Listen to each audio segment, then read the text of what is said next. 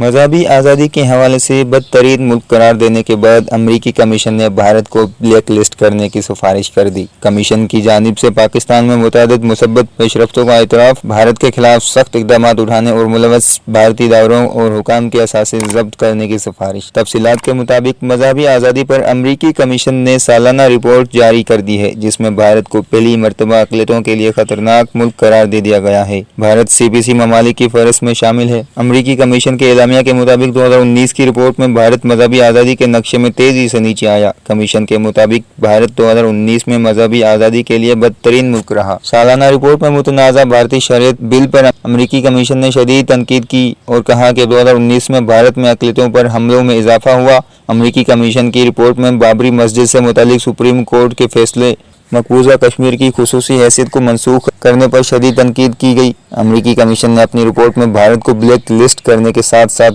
بھارت کے خلاف سخت اقدامات اٹھانے اور ملوث بھارتی اداروں سمیت حکام کے بھی اثاثے ضبط کرنے کی سفارش کی ہے۔ اس کے برعکس کمیشن کی رپورٹ میں پاکستان میں متعدد مثبت پیش رفتوں کا اعتراف کیا گیا ہے۔ نجی TV کے مطابق رپورٹ میں کرتارپور راہداری کھولنا، پاکستان کی طرف سے پہلی سکھ یونیورسٹی کو کھولنا، ہندو مندر کو دوبارہ کھولنا، آسیہ بی بی کو بری کرنا اور مذہبی اقلیتوں کے خلاف امتیازی مواد کے ساتھ تعلیمی مواد پر نظرثانی کے پاکستانی حکومتی اقدامات کی تعریف کی گئی۔